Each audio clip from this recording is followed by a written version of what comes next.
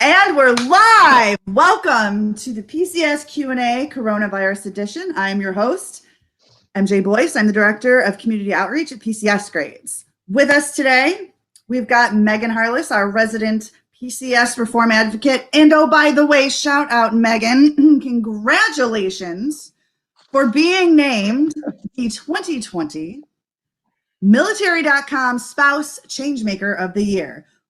Yay! We're very, very proud of you, and it's well deserved for all the work you've done in this PCS realm, because that's why she's here. That's why we're all here. We also have Lonnie Steen. We're going to get with her in just a second, but before we do, a couple housekeeping items for you. I'm going to say it. We say it every single time. We bring the experts to you. We bring those with experience to you because you need the answers.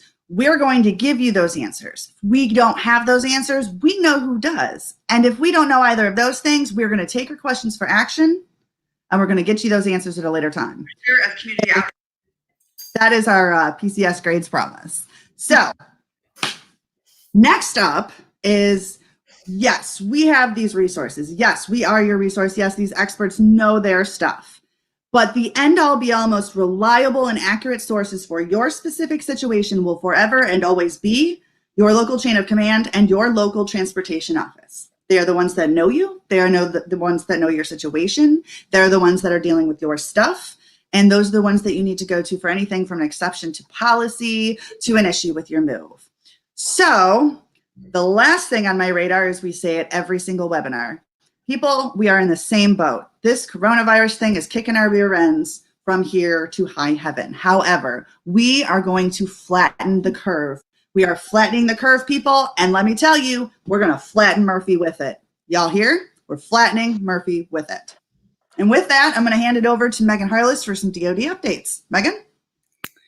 Yeah, so the big question everybody wants to know is the stop move order going to be extended past June 30th or not? And the answer is right now, it's not, and we don't know. So June 30th is still the date that is set for the stop move order. Yesterday, Secretary of Defense Esper had a press conference where he said that this week they are evaluating it to see if they keep the June 30th, if they extend past that, or if they curtail it sooner. But currently there has been no change to it. So June 30th is still the date for the stop move order. A couple of things that they talked about yesterday in the press conference, and then also today with the Transcom press conference that they had, is that crews, if you are still moving during this time or even after the June 30th date, crews should be coming to you with a form to certify that they've kind of had a health screening. I will drop a picture of the form in the comments below so you guys can see what that looks like. But it's just to say that, they've been screened, that they don't have the symptoms of the virus, and that they are going to follow the CDC guidelines. Addition to that, all moves that are moving right now are going to have 100% QA check. Normally, it's around 50% where you get a call or an in-person visit from a QA inspector. Because of the situation that we're in right now with COVID, the stop move and everything, they are working to get 100% of the moves that are happening with a QA inspector there, either in person or by call. But you should be hearing from somebody if you have your move that is going. The DoD also wants to really empower you to have a decision in how your move goes. So if your crews show up with that form, for you, if for some reason you don't feel comfortable, you think somebody, is not telling the truth on it, or that, they feel like they're having symptoms or showing signs of it, you are empowered to stop the move from happening, to tell them to stop, to ask them to step outside, to call your QA inspector, to call your move coordinator. You can even, if you're not comfortable with the whole situation right now, you can even reschedule your move if you want to. But the DoD, they really want you to be empowered with making those decisions of who enters your home. So I will also drop those guidelines from them in the comments below when we get done here. Just a little information so you guys can understand kind of what the scope of everything that's happening right now. So there are currently about 12,500 shipments that have been serviced since the start of the stop move. So they've been packed, picked up, shipped. Some of those might have been delivered. Right now, there are 30,000 shipments that are with approved exception to policies that are waiting in the queue to be serviced between now and June 30th. Now, what that means is it's pack, pick up, and ship, it may not necessarily be deliveries. Right now they're at 30,000, and compared to what a normal year would be, they're operating at about 30% of shipments of what we would normally have had. So there has been a drop in the number of shipments that are being moved, but shipments are still being moved. So if you have an exception to policy that you've submitted and you're waiting on it, don't freak out if you haven't heard anything back yet, because moves are still happening. Those exception to policies are still trickling down with approvals and whatnot. So just hang tight on that and keep kind of pushing back and back. The last big update for you is that late last week, the Global Household Goods Contract, also known as the GHC, was awarded. This Global Household Goods Contract is designed to make a single source move manager in a way. So right now, if you don't know, with the current program, there's about 42 shipping offices that kind of contract your shipments out as they come up in the system. The Global Household Goods Contract is designed so that way all 400,000 shipments that happen in a normal year go to this one company, and they kind of manage how they get contracted out and serviced. There's a big contract that goes with it, with requirements that they have, reporting things that they have to do with that. I'm going to be working on trying to get somebody to join us within the next couple of weeks that can talk more to the GHC and what it means for military families, what to expect. But just know that next year, the process is going to change with this contract. So it was awarded late last week. So who it was awarded to, they're called Team ARC. ARC is the American Roll-On, Roll-Off Carrier, but it was a combination of companies that came together to bid on this contract. So within Team ARC, it's the American Roll-On, Roll-Off Carrier, United Van Lines, Mayflower Moving, Atlas Van Lines, Sudeth, Deloitte, and the Pasha Group are all the ones that make up Team ARC and now own the contract. It's not going to take place until next year, so we have some time. There's going to be some transition phases in there, and like I said, we're going to get somebody on here to kind of discuss the GHC with us more in depth in the next couple of weeks, so there'll be more coming for that. But for now, back to MJ, and today talking about DITY moves. Yes, that was a lot of updates, but you know what? Every single thing you said is going to impact all of us. So thank you so much for the heads up, especially about that contract. And I really can't wait to get somebody on there to be like, all right, breaking it down Barney style for old MJ here. Yes. All right. So what I'm going to do next is so today we're talking about, depending on the era that you're in, I'm going to date myself here, DITY moves, also known and currently known as a personally procured move, PPM. We're going to go with PPM. That's why I go by MJ, so I can't mess that up. So PPMs and / DITY moves. That's what we're talking about today. We have with us a Coast Guard spouse who has preferred to solely do PPMs. And the reason for that, she's going to explain in just a minute. But aside from maybe one move where you can't move your stuff and drive a U-Haul across the ocean, she's done straight up DITY moves. So I'm going to go ahead and I'm going to introduce Lonnie Steen. Lonnie, can you tell us a little bit about yourself? Hi. My husband just retired this last year, so this is our last DITY move, was last summer. He did 21 years in the Coast Guard. After we were married for a little bit, I joined as well, and I did 6 years. When our oldest now, he was 2 at the time. So I did about 6 years, got out, and then I've been using my post 9/11 GI Bill to get my education completed. So I've got about a year left to do that. As far as the moves go, the reasons, primarily for us, it became a money factor. The government, what they pay movers to come into your house and move. And our first one we did when we were married, we moved to Hawaii and didn't get a choice. They came and pretty much packed up our stuff. A lot of it was broken when it reached the other side. There were huge delays. We didn't get our stuff. TVs were broken, computers were broken, things were missing. And some of the stuff was wet, like we had just gotten married before we moved. And so a lot of our wedding gifts and all the cards and things were wet and ruined. So the policies were always to go around and get like 3 estimates at different locations to find out what your item was worth or what the cost of repairs. And so once we were given a choice, once we had moved off Hawaii, we started moving our own things because when we left Hawaii, it was even worse. Not as many things were broken, but the movers were so bad about trying to leave things behind, just putting random things all together, making unpacking a nightmare. Whereas if you're in charge of it, you know where your things are, and For take better sure. care of them. So, and that brings up a really good point. So like, was your very first PCS a DITY move by chance? No, that was the one where they moved us to Hawaii. So they came, it was the military movers or a contracted company. And I mean, I guess fortunately, one of the things is my husband had just made second class at the time. And I hadn't enlisted yet. So we didn't have any children at the time. So we had a lot less stuff too. But like I said, the things that we did have that were nice or important to us were damaged on the other end. And then the huge pain of trying to haul it around to a bunch of different places, a broken TV. And this is back when there were tube TVs and, weighed 1 million pounds. They're not nice little flat screens.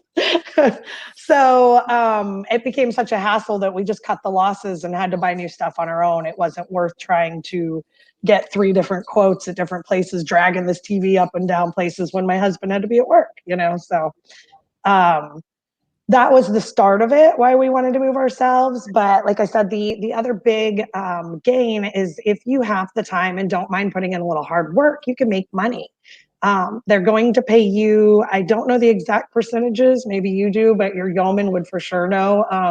But I think it's like 75 to 95% of what they would have paid a moving company to move you, they'll pay you.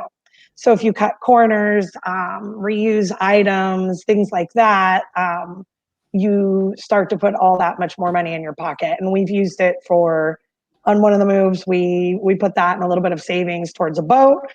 And then when we moved out to the West Coast, where that boat was no longer going to be appropriate in the choppy cold weather, we sold that and took the money we made from that DITY and paid off both vehicles. So it's, like I said, it's a lot of work, but it financially benefits you if you don't mind doing it. Or right now in Corona, maybe, if you want to make sure you get your things and they don't get lost in a warehouse somewhere waiting for this. Yeah, that's exactly. And that's actually because so many families, and we've heard from so many spouses about exactly what you just said. We've heard from so many spouses that are like, all right, you know what? I'm not waiting around. We got stuff to do. I need to look into doing a PPM. I need to figure this out. And with coronavirus, there's an entirely different process. Yeah. Kind of now, especially with the stop move. So actually, Megan, if a military family decides to do, what Loney has done throughout her time what in the military and as a spouse, what would they have to do to get started on the policy side, Yeah. So if you want to do a PPM, the first thing you need are your hard orders. You can't get anything done and started without your hard orders. So you need your hard orders, and then you need to set up your move. You can get into DPS. You can set up your move. During the stop move, you really need to have an exception to policy if you're trying to move before June 30th. Now, if you're setting up to do a PPM, to move in July, that should not be an issue at all. But however, what you need in addition to your hard orders is the approval from your transportation office. So when you set up your move and you click in there that you're doing a PPM and not a household goods move, that should generate some traffic within your transportation office for a counseling to be done. A lot of transportation offices right now are working with skeleton crews. Most of them are remote working. So sometimes a phone call, it's just going to ring forever because the calls in some locations are also not forwarding. So once you set up your move in DPS, reach out to your transportation office, email them. If you don't have the email, go to move.mil, click on the customer service tab. You'll be able to put in your location and get the contact information, but contact them, let them know, hey, you're doing a DITY. You want to get the your counseling started, so that way you can get the approval. So that way anything you set up after that, you'll be reimbursed for. So you can go ahead and book your pods, your U-Haul, your ABF, your moving company, however mode it is that you want to do your PPM, you'll be able to book them and be reimbursed. And as Loney said, the reimbursement rate right now, it's at 95% of the government's constructive cost. So it's not dollar per dollar of what you spend, but you get 95% of that constructive cost to pay for your PPM. That's and Right. so basically you can really, I mean, I've heard stories, we've all heard stories that on both ends you either make dollar bills, y'all, or you come out on the back end, and that is probably because they walked into it ill prepared. Now let me just tell you this, I've never done a DITY move. I did a partial, never done a DITY move, but I did help a friend load the stuff from her truck or from her house to the truck, and that little task alone drove me bonkers. And it wasn't my house, and it wasn't my stuff, and it wasn't all of it, and I didn't have to go through the rest of the process. I cannot imagine, I'd better be making some dough if I'm having to go through that stuff. I mean, for real.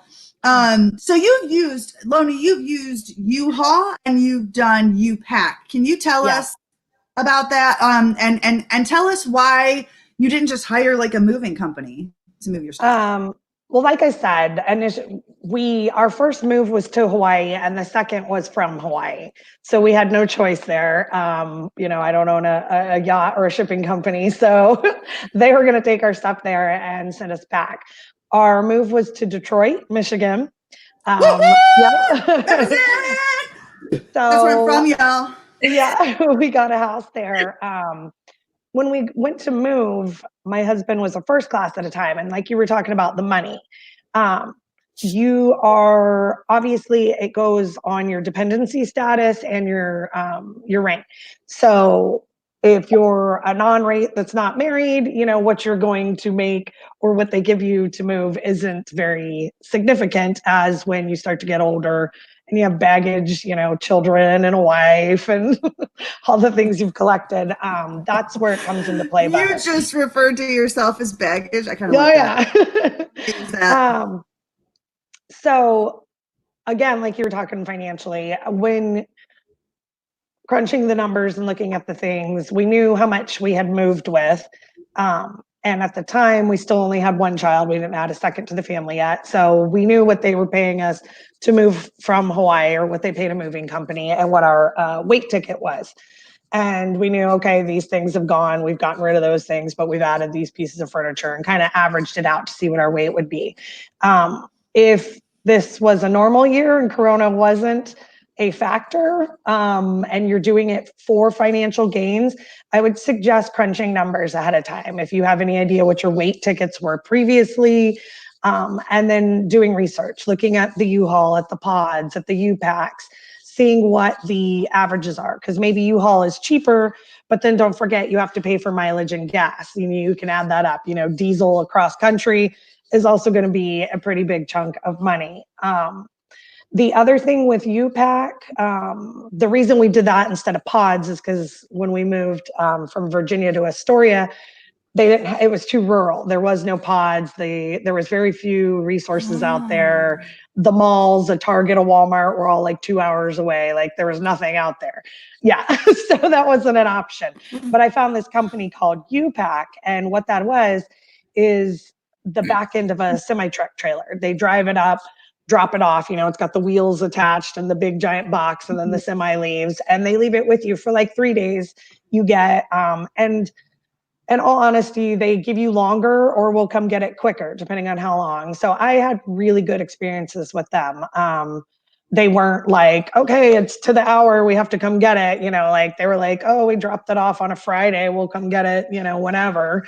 And then the time to get across country from Virginia to Oregon, or on the last one from Oregon to Florida, was 9 days, which was what our travel time was for us allotted as well. So it worked out perfectly that we got rid of all of our stuff, drove cross country, stopped and saw family members for, 1 extra day or so, and then made it to the house. And it made it to the house when it was promised as well, both times. So heck yeah. Yeah. Yeah. So that's another good thing. So So not hiring a moving company, you didn't want to hire a moving company because basically whether it was military movers, whether it was movers contracted by the military or whether it was movers that you found on your own, you were just like, nope, you know what? I'm just going to skip all that. I'm going to do it myself. Yep. And it seems very overwhelming. And like you said, you helped a friend, and bless you for that. I've had friends help me as well when it came to loading the Just for the truck. record, I didn't know what I was getting into. She said, come over for pizza and beer. And the next thing you know, I'm hauling a car. I'm just saying. I had no idea. She tricked me. That's get people. Look, you need help. Even, doing a partial, you unpack your little trailer that you towed. That's how you meet your neighbors. Hey, come over and help me. I got some pizza for you. I always recommend. I will say that we had help on a couple of the moves. When we left Virginia, when we left Michigan, I was a non-rate in the military by then. Or was I? Nope, I had just made third. I was a third. But I worked at a unit and I had a bunch of other like non-rates and thirds, young people, and they came over and helped us load for one of the days. We were loading for 2 days there. And I had some friends come help. So that was nice. And like you said, some beer, some pizza, some furniture we didn't want was gifted, and they were happy, we were happy. Then leaving Oregon, we lived in a military housing community there. And so a lot of the neighbors, we were all friends, and a lot of them helped me load that day too. We had the whole truck loaded in under a day because our friends came to help. But like I said, the U-Pack gives you like 3 days. So even if you are on your own and don't have friends, you can get it done, No, yeah, okay. So Megan, this one's for you on the policy side, because we've all heard the horror stories on both fronts. If a family did decide to like hire a moving company, like, what should they know going into that to like make the move successful? Like, what are some red flags that families, should look for? And actually, just a second, we had a question pop up from Joanne Gordon, which directly applies to the question I was just asking you. So in her case, if doing a small PPM, what's the best way of finding someone to move a small amount of property cross country? And I would assume that it would be similar process to if you were to just outright contract that, find a movers for your own, right? Yeah. So if you're going to hire a moving company, you really need to make sure that they are a legit moving company. Something that a lot of the industry has seen lately are these companies that kind of pop up. They spend a little money to make their website look great. They say they can move you from, Maine out to California for $900, for whatever. Like, it's not gonna happen. It sounds great, but it's not going to happen, guys. And so it's just really making sure that your moving company, the folks you want to go with, are a legit moving company. So there's a couple ways you can do about that. Last week we had John Becker on here from AMSA. They have a website, movers.org, where you can go there and you can look at all of their members. Their members get vetted every year to ensure that they are a legit company. So you can go there, look at their list of movers, and you can go do research from there. There's another organization called IAM, International Association of Movers. That is another big moving industry association. You can go to their website also and look at what their member list is, because they also get vetted, where you can pick out of there and find out a good, legit company. What's that one more resource? Well, I was getting there. You're jumping the gun on me. So, chill. Listen. So, another big thing a lot of people do is they go on Google and they type in movers near me and they find a company and they look at, their reviews and they say, hey, really crappy reviews, get rid of them. Or, hey, these are some really awesome reviews. They must be amazing and they must be good. Not realizing all the reviews are probably from people that work there because they want your business, even though they may not be a legit company.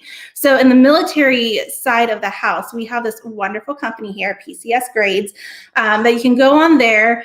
And you can look at moving company reviews by military families. So you can go and look. So you say, I'm moving from A to B. You went on AMSA's website. You found a company. You want to see how they stack up. You go to PCSgrades. You check out the reviews, and you can see how other military families had their experiences with them as well. So the biggest thing is really just making sure you find a legit moving company. Also is in addition to that, is how are they charging you for your move? Is it by weight or is it by cubic foot? Most majority, if not all legit moving companies should be charging you by your weight, not the cubic footage space that you take up in a truck. So look at your contract. If you decide a company's giving you the good warm and fuzzies and you want to go with them, look at the contract before you sign it. See everything that it says that it's telling you. Is it going to be once that you get loaded up, are they going to tell you, oh, well, that's not, the space we thought it was. We're going to end up charging you more. Is it based off weight? What is that excess cost if it's heavier than what you thought it was going to be? All those kind of things to just kind of ensure your move goes good. In addition with that, if you're doing a PPM, also look at the company and what their insurance liability rates are as well. In the military, your household goods are covered at $6 per pound up to $75,000. If you do a PPM, in very rare instances and under unusual circumstances will the military claims office get involved, because it's a contract between you and that moving company. The military has no hand in it, so they will not really get involved to help you if you have an issue there. So make sure you look at what their liability insurance coverage is as well, so that way if it's UPAC, pods, ABF, company A, B, or C, if something, God forbid, something happens to that trailer, it gets into a car accident on the interstate. We've seen, truck fires happen, that just know what are your household goods going to be insured at should something happen. Wow. That's yeah. Cause I wouldn't have thought about, thank you for that. Cause I wouldn't have thought about half of that. And I would be those horror stories in like 5 seconds. That's why we got you. That's why you have us. Of course. I'll just ask them. It's fine. Okay. That brings me to my next point, because, I would obviously think the supplies that we would need, boxes, bubble wrap, tape, like got that part that I got on lock. But Lonnie, what other type of supplies, if you're moving yourself and it's all on you, what other supplies do we need? And like, what other items do we need to be thinking about? For the full ditties, some of the things that I would suggest, again, if you're trying to make money, for us, then you want to cut corners in some areas. Like I would scroll through Facebook Marketplace or the old Craigslist back in the day and look for people that were getting rid of moving boxes. If you can get free moving boxes and paper, that's great, because that stuff really does add up. And sometimes you can buy them cheaper also off of people will be selling them. Some of the other ways that you could save money or cut corners with that is, instead of buying so much bubble wrap and packing things in that, is you can reuse your towels. Instead of having a box that's just towels, use your towels to wrap dishes or knickknacks, breakable items, and those. And the same with bed sheets. So those items we didn't have organized because we would use them as packing material. The other major thing that you have an advantage of when you're doing it yourself is you could be specific with what's in what box. Instead of the movers coming along and putting your toaster in with your kids' socks, like you could put, and then if you did have to shove a toaster in with the sock box because that was the only spot left, you label that so that you know where to find these things. Because usually when you're moving, your spouse or you has to report to your unit pretty quickly, and sometimes they have to work. Like one of the places we reported, I immediately had to go to the ship. We didn't even have our stuff yet or a house, and of course, yeah. Thanks, Murphy. You're going down, Murphy. Yeah, so definitely keep your uniform items with you. That's one of the things that you just, you never know whether it's supposed to be there in 9 days, the same day as you, or you have a stop move happening where they took your stuff and now it's waiting in a warehouse somewhere. So certain things you have to keep on you, like that. Keep your important papers and your uniforms. And I think, that's pretty standard no matter which move you're doing. One of the other things when it comes to packing that I would suggest, it seems overwhelming, but you start, set a limit, a couple boxes a day or whatever, after dinner time, go pack a few boxes. And one of the easiest things to start with is knickknacks. You don't need this. It's doing nothing but making your house look homey. You get rid of and pack all that. Take down the family pictures, the artwork off the wall. You start with all that useless crap. You know, if you've got a sugar bowl on the counter, get rid of the sugar bowl and pack it and just have, you know, your sugar in a plastic bag or whatever. So getting rid of all of that really is a good start. And you can get rid of those things pretty quickly. Not get rid of, but, you know, pack them away without an inconvenience to yourself. Things that you're going to need first is what you put in last. So your kitchen, pack it last and make sure it goes on last.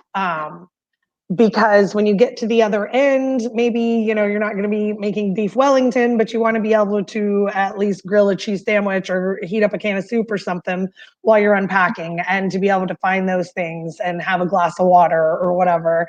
And the other thing is your mattress. A glass of water. Yeah. A glass of water. Water. It gets hot moving all those boxes. And for the boxes, a couple things I would suggest is medium boxes. Don't get the large ones because they break everyone's backs and you get so exhausted. Like, oh yeah, especially if you're doing it on your own. Yes, so don't get the large boxes. I've made that mistake, and yeah, my family and friends hated me. They're like, every one of these boxes weighs 1,000,000 pounds.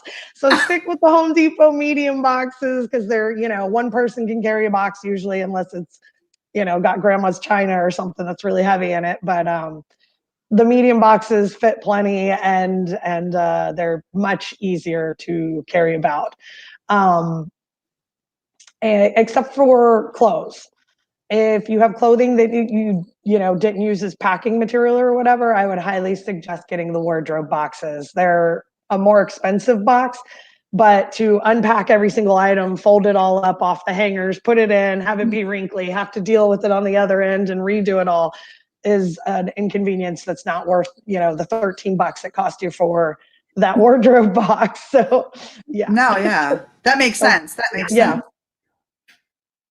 Yep. One of the first things that I did is like, I mean, like we did do a partial move. And so the things that were important to us that I didn't, you know, like want anybody touching to include, and I wish I was exaggerating, but I'm not. My coffee maker, my Keurig, had its own seat in my car with a seatbelt on because that bad boy was coming to me for the first day. And then exactly. That first day box, you know, you don't want to be caught with no toilet paper because, you know, right. That was going to be the other thing is like your vacuum cleaner, your cleaning supplies, you know, if you could take them with you in the vehicle, that's awesome too. Because sometimes you're moving into a house that may have sat, you know, whether it's a military house or one that you've bought. Sometimes when the people move out, you know, they didn't do as deep a clean as you would like, and it's easier to get that done before your stuff's in the house. So keeping your cleaning supplies either with you or last on the moving truck are key. That and mattresses, like I said, because you're not going to probably put up your whole bed frame and everything else. But if you unpack your kitchen and throw a mattress on the floor, everybody gets a good night's sleep at least while you're finishing unpacking. Dang. Okay, so you've taught us a lot about saving money on this. Those were some great tips because I never would have thought about using, instead of bubble wrap, using, you know, like my towels and stuff. So that's yeah. I mean, you have them. So Megan, from the upfront cost kind of thing, from the DoD side, what are the upfront costs in terms of how can we what can help cover the costs? Because there's going to be and if you have, you know, like a family who's just starting out and doesn't have a whole lot of cash in their wallet, you know, what are they going to do, Megan? Yeah, so there's a lot of things that can kind of help offset those costs. So the first thing is you have your government travel card, you know, and by branch, some of this may vary a little bit. I know the Navy, I believe recently this year has started to allow their folks to use the government travel card for PCSing. So always double check with your finance office as to what exactly financial things can apply to you, but these are all kind of in general across the DoD to some capacity. So your government travel cards you have that you can use for some expenses. There is also dislocation allowance. So your DLA, you can request in advance on that, get a partial amount of that up front, and you can use that to help cover some of your costs as well. a lot of people will get DLA paid to them on the back end, but you can request it. The Army actually reinstated advanced DLA in October. They had taken that away for several years, not realizing that a lot of, especially our younger families, use the DLA, especially for like housing deposits, utility deposits, but you can also use it if you're doing a PPM to help offset those costs up front until you get your reimbursement. Additionally, the reimbursement rate for PPMs, as we've already mentioned several times, is at 95%. So it's whatever the government pays a moving company to move you, you get reimbursed at 95% of that constructive cost. Now, for some reason, say for good whole numbers, we use $10,000, you get reimbursed at $9,500. Say it costs you $9,700 to reimburse you. They don't want you to be out of pocket. So you can actually apply to get that extra $200. That way you're covered at 100% of your cost. But you have to have your weight tickets. You have to keep some receipts, but just understand it's not a dollar per dollar reimbursement that you get, but whatever you don't get reimbursed for, you can claim on your taxes. And also keep in mind that your PPM reimbursement money, it's also considered taxable income. So when you get paid that and you look at your little pay stub on it, you're going to see that taxes were taken out of because of how it's classified coming back to you. But the whole deal with the PPM rate of reimbursement, the Army did put out a survey a couple weeks ago asking, what kind of incentives would soldiers want to see for a PPM? Because especially with COVID, they know more families are going to be looking at wanting to do a PPM, and they want to make it worth the while for families. So some of those that they were asking about, was increasing the rate from the 95 to 100. It was offering more leave time, non-charged leave days to allow you to have more time to pack and move into unpack.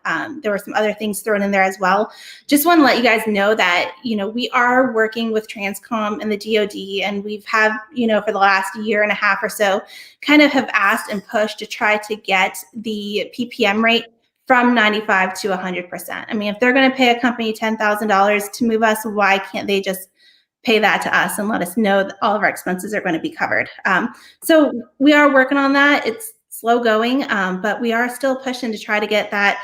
It's a little bit, it's only 5%, but it means something to somebody, and I know it help a lot of families. So just know we still are trying to push that, but you do have other financial entitlements out there that you can request advances of in order to be able to help cover those upfront costs that you may have. We actually, so I'm going to get to some of these questions really quick. And this one, so they're considering a partial. Can you address the pros and cons of a partial versus a full PPM? We'll start with Loney, and then Megan, I want you on this one too. I think everybody ends up doing a partial of some sort, unless you straight up have them come and pack your stuff and fly out. Everybody does some sort of partial. With the partial, you will get credit for, like, if you were to drive, you'll get some distance there for like one of your cars and whatever you've packed into it. Your weight, because that's what you're paid for in this instance, is not going to be as significant as it is if you're doing the full. So therefore, maybe make a couple $100 or something. Now, if driving is your option, because you have the cars, like they'll ship a car for the military member, but most families have a car per driver. So that's why we ended up driving across country both times. Also, neither of our cars are towable behind a U-Haul. That's another reason for the U-Pack, because they'll a lot of times have like a dolly, but then it's got weight restrictions, length restrictions, or wheel size restrictions. And so neither of our cars would fit into those categories. But with the full DITY, like I said, we knew we were going to have to drive the cars, or at least one of them anyways. And therefore you're getting the mileage and weight of whatever you put into your vehicles, as well as the trailer. So for us, that was about maximizing that weight to get the full or close to full amount, that they would pay us back for the move. If for this person's concerns, if they're talking about just doing a partial because, they want to have their cleaning supplies and, some hand-me-down from grandma that's priceless to them, and the husband's arsenal of guns or whatever it is that they want to keep close to them. A lot of people do a partial for that reason, so that they have those items with them and they know that those aren't going to be lost or damaged, you know. So there's that benefit of keeping eye on that item or those items the whole time. That's a benefit. No, for sure. So for us, we always do a partial DITY. We did do one full DITY once, and that was it. Kind of, you know, my husband said never again unless we're really forced to. So anybody that always does a full DITY, I'm always in awe of you guys. But we always our partial is always our firearms because we have quite a few of them. We also have some other sentimental things that I don't want to trust on a moving truck, and I would rather have those with me. I also have 3 kids and 3 pets, so we have all of their clothing and their supplies that have to kind of move with us as well. And then we have a number of other things that we deem kind of essential for us that we want to have with us when we move. Should there be a delay of the moving truck and we run out of our TLA, we want a house camp, we have our what we consider our essentials that we need with us. So we always do a partial PPM. You know, and as mentioned, you can get reimbursed for that weight. You go weigh your vehicle empty, you load up all your stuff onto it, you go weigh your vehicle full, and that weight difference you can be reimbursed for on your partial. So you'll still make some money off of doing a partial as well for moving the stuff in your vehicle that you need with you. Dang. So we've got, is it a niece, Miss Harrell? Mm-hmm. She wants to know if you can speak to the 22% tax on the reimbursement, and also like the not reimbursing the cost of like the moving truck. Yeah, so as we said, I mean, when you get reimbursed for your PPM, it's a taxable income. It's seen as taxable income to you because of how it's classified through finance when you get reimbursed for it. So it is taxable. You know, and as I said before, they don't reimburse dollar for dollar because you are being reimbursed at only 95% of the constructive cost. So while you still need to keep those receipts and you can still use them as tax write-offs when you go to file your taxes, it's not a dollar per dollar reimbursement. It's a percentage of the cost. And if that percentage doesn't cover all of your expenses, as we said before, you can apply to have 100% reimbursement for what your expenses were. When you do a PPM, it's based off of the mileage that you're going from point A to point B. It's going to be based off of your weight as well. You know, and so that kind of changes how much each person gets reimbursed because there is no flat rate. It's based off of going from A to B, whatever that distance is. It's going to be different for my family versus MJ's family versus Lonnie's family, and also what your weight of your household goods are. Right. And in addition, like I said, the amount of dependents and your rank also makes those numbers. So if you're a junior member, you're going to have less weight that you're allotted. So if you have a lot of stuff, but they're only allotting you at this weight, then you're only getting paid for this and you've got to eat that if you moved yourself. Well, and the same for the military movers, right? They still only allow you that amount of weight. So either way, you're going to be eating that cost if you're over what they're going to pay you. Right. But like I said, that's where cutting costs on other areas, if you're doing the move yourself, being smart about trying to get used boxes from your grocery store or Craigslist, and then, you know, using your towels and blankets and things as packing materials to help save on those expenses. For sure. So to this question, MJ, so the 95% has been in place for several years. And like I said, it goes off of what they would pay, what the military government would pay a moving company. So I would take a look at exactly how it was reimbursed to you and I. Is it 75% of what your costs were, or was it 75% of what they were going to pay a moving company? Because if it was off of what they were going to pay a moving company, it should have been at 95%. And if it wasn't, I would follow up with your transportation office and your local finance office to find out why there was a disconnect in what your rate is. But if you've moved, gosh, I don't even know when it went into place, 2012-ish, somewhere around there is when it was at 95%. So you should be reimbursed at 95% of that constructive cost that the government would pay a moving company. Got you. And then, like, so I guess that answers Amanda's question. Shout out, Amanda. So it is 95% of what the Army would have paid to have your stuff shipped through a military move. Yes, it is. And okay, cool. Is that across? Yeah, all branches. It is. It's DoD wide. So, Okay. so everybody. So my brother.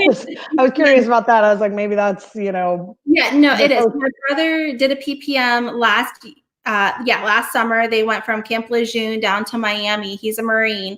So me knowing all of the information that I know now from this, like we were texting back and forth, and he was just like, we're only being reimbursed at like 75%. And I was asking him, like, what are you reimbursed for? What? Like, what are you talking about? And he was saying, for my PPM. And I was just like, no, you're getting reimbursed at 95%. Come to find out, he was looking at the per diem with dependents thing and not his PPM reimbursement and everything. So I was able to, to send him the link for, and I can post that in the comments too, the link that shows what your rate is that you're being reimbursed at the 95%. It's DoD wide at 95% right now. So we have a question about boats. Uh-oh. Jessica says and I can't believe you're moving, by the way. I happen to know Jessica for the record. I'm not just randomly saying stuff to one of our questions. We plan to do a partial and tow our boat behind the truck. That way we can fill the boat with things. Can we use that to weigh in, or how would that work? Yes, you can tow the trailer and the boat. You're still going to have to, I believe, get the empty. I feel like your trailer maybe isn't part of the weight. Like you would have to get the empty boat weight. That I'm not sure on. You'd have to check with, the policy on that. But the thing I would caution about that one, if you're going somewhere where, say your midway stop is at your parents' house or something, and it's a safe, secure area. But if you're going to be stopping at hotels and things and you have your belongings and all your stuff in an open boat, unless you're talking a closed cabin with good locks, but other words, you're leaving all of your stuff susceptible, if you're going to go in and eat or go into a gas station or stay the night in a hotel, I would caution that those things might not be there in the morning if it's not secured. I mean, everybody heard about that story about that Marine family where the Marine went down from Quantico to San Antonio to take all their stuff, his family's stuff, and he got out of his hotel room the next morning and it was gone. All of the things was gone. Yeah. All the things. And so in regards to also with how that with the boat and stuff, the DTR actually discusses, with boats and motorcycles and that sort of thing. We'll drop the link for that in the comments below as well when we get done here, where you guys can go through and read exactly what the Defense Travel Regulation states in regards to moving boats, moving motorcycles, moving RVs, and those other types of equipment that families have. Word. So we'll drop that link for you, Jessica. And every link and every resource that we talk about throughout this entire webinar, we're going to go ahead and drop those links in the comments. And any questions that we don't get to, like if you're on the replay right now, leave them below. We'll get you. We'll get you back. And if we don't know the answer to your question, I promise you, we will get the answer to you. We'll just take it for action for now. Mm-hmm. So before we go, I just wanted to get a little bit of advice, if you will, a little bit of sage advice from our peeps here. Some Loney. Someone's doing their first or second PPM here. What do you wish somebody would have told you before you did one? Like, what would you wanted a heads up on?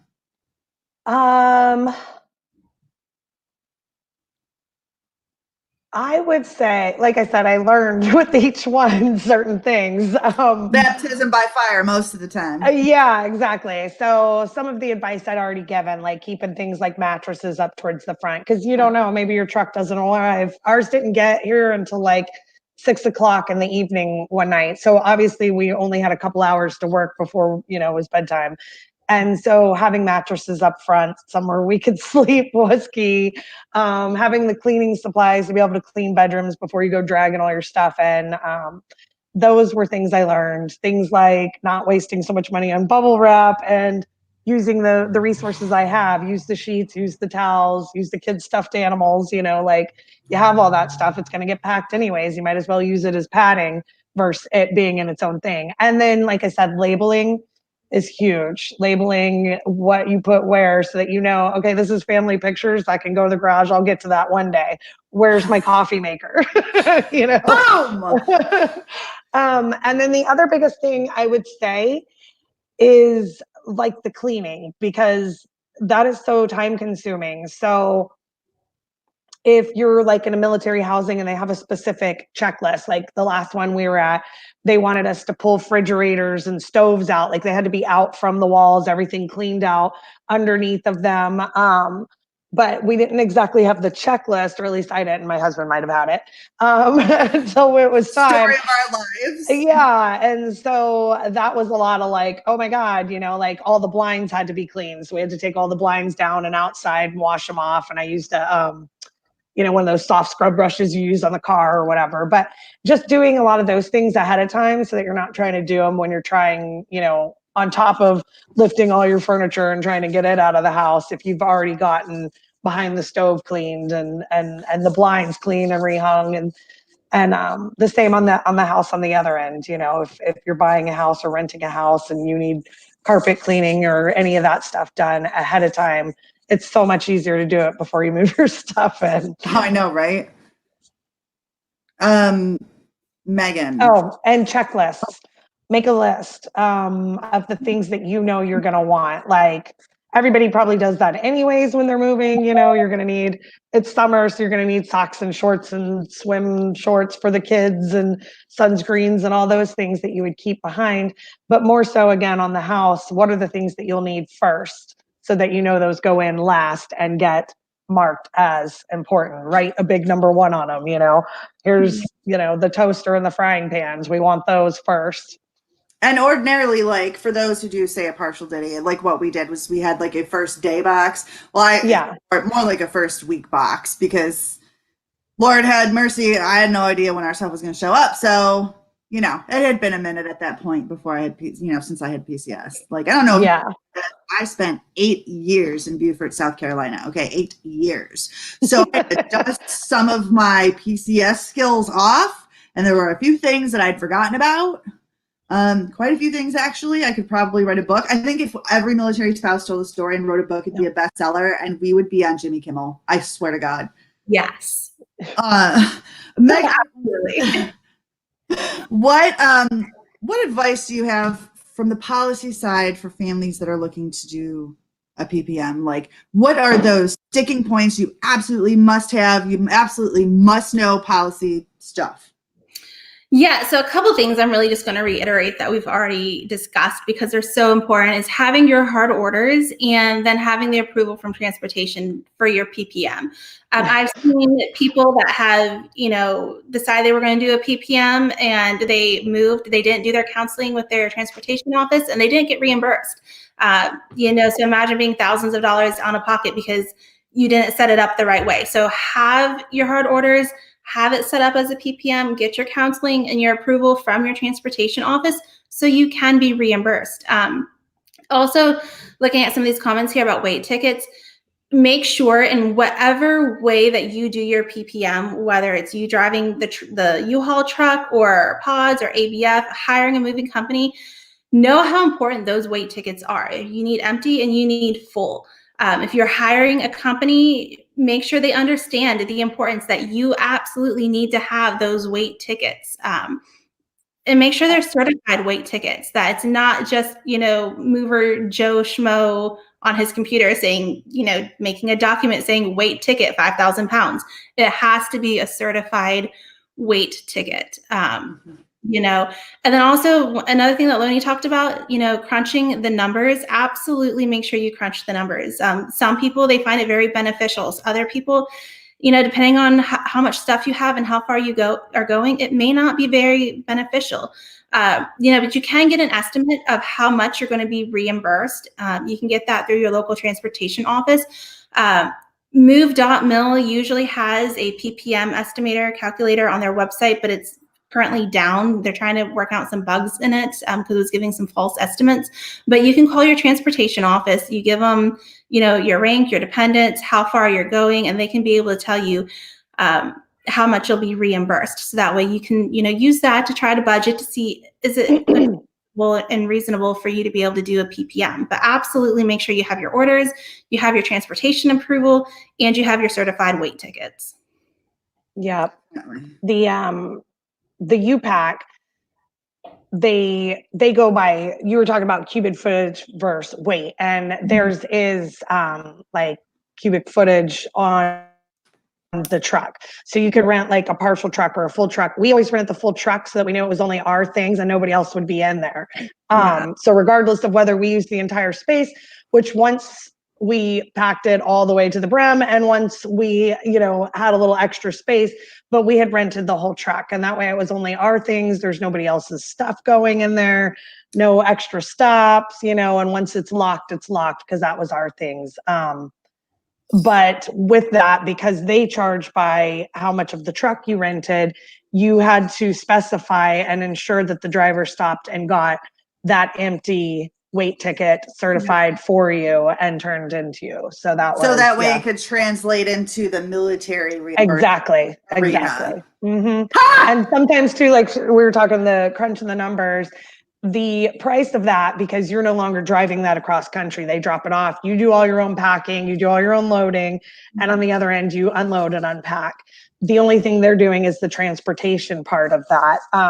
And it seems a little higher than if you're looking at like U-Haul, but depending on what your circumstances are, like I said, you're going to add in gas, you're going to add in, and then you've got this huge U-Haul that you're trying to find parking for at this little podunk Motel 6 or something that you stopped at on the way, and it's a nightmare. And let's just say, if you were in, say, Washington, D.C., can you all imagine trying to park that beast? Exactly. So that's like that little extra cost for them to take it, and then you're only in charge of, you, your pets, your kids, and your car. That's it. Yeah. So the one time that we did a PPM, it really wasn't a PPM. It was just a move of me and our child from West Virginia out to Kansas after my husband's deployment, because I went home for that time. But we did a U-Haul truck, and my husband drove the truck while I had our son and our cat in the car following behind him and whatnot. Let me try to tell you, trying to find a gas station that had diesel where he could easily pull in, nowhere Kansas. It gets a little difficult, a little hard. So, if we ever do another PPM, it's going to be one of those, where they transport the pods or the U-Packs or something. That's definitely another level of logistics you have to factor in if you're driving the truck, is figuring out what hotels can we stop at, where are the gas stations, or the truck stops to be able to pull into with it, and everything. So it is. And like I said, a lot of people, that might be the make or break moment. Like, I don't want to drive that thing. And my husband drove it on one of them, and I had the car with the dog and the cat and the toddler, and that was fun. But it's a whole different animal added into that. And if that's your make or break, just realize that there are those other things like the pods, or in my case, that wasn't an option for where we were going. It was too rural, but they did have the U-Pack services once I found that, and that was perfect. Word. Then we didn't have to drive it. We have one more question before we head out today, and that's going to be again from Amanda. Amanda, you are on fire, girlfriend. So we set up a move on move.mil Monday. How long is it going to take to get approved? Our trailer gets dropped off on the 15th because our lease is up. So this is where you're really going to have to reach out to your transportation office and work with them on it. It's going to be depending on the number of moves that they have in the queue as they're working through them. So again, go to move.mil, go to the customer service tab. One of the first things up there, it should be, put in your zip code. You do that, your transportation office contact information will pop up. Send the email, because a lot of phone calls aren't forwarding right now, but send an email and let them know you set it up for a PPM, and that your dates and everything with that. Now, what I'll caution you on, though, is that if you're trying to move during the stop move order before June 30th, you're going to need to have your exception to policy, whether it's a PPM or not. you're trying to set up your move now for a PPM and you're not having the physical movement until July, but you want to be able to start, buying boxes when you want to start securing your truck or whatever else it may be, that's fine to do. But if you're trying to physically move before June 30th, you got to have your exception to policy to go along with your hard orders and whatnot. But yeah, you're going to need to reach out to your transportation office. Again, find them on move.mil, and you'll have to work with them as to how long it'll take to get that approval from them. And Amanda, we're going to go ahead and drop the link to the locator below, and every single one of them has a email address next to them in their point of contact information. And don't be afraid to email more than once if you don't hear back within a decent time frame. Give them at least 24, 48 hours. But given the skeleton crew aspect, thank you, coronavirus, and screw you, Murphy, because we're going to flatten you with the curve. For now, that's what we would do. And do me a favor, Amanda, if you could just go ahead and hit us up and let us know how it works out in a couple of weeks, and let us know how you're doing. Okay. Yeah. So that is it for today's PCS Q&A Coronavirus Edition. Thank you so much, Lonnie, for joining us. You are a wealth of information. Thank you for going through all of the crappy situation that you did in order to give us the heads up. We appreciate it. And of course, Megan, we always appreciate you as well. Questions that you guys might have for Lonnie or Megan, please forward them over, put them in the comments box. We're keeping in touch, obviously, with them. We keep in touch with all of our experts to help you, because that's why we're here. Again, thank you so much for joining us at the PCS Q&A with PCSgrades Coronavirus Edition. We will see you next week. Best of luck, everyone. Bye.